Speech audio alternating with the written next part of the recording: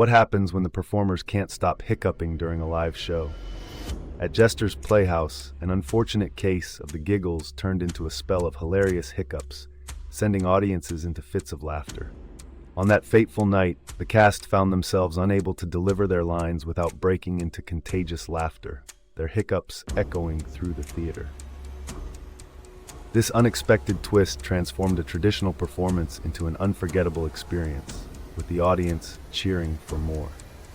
As the night unfolded, fans rallied behind their favorite actors, solidifying Jester's Playhouse as a cherished venue, proving that sometimes the best performances happen when things go hilariously wrong.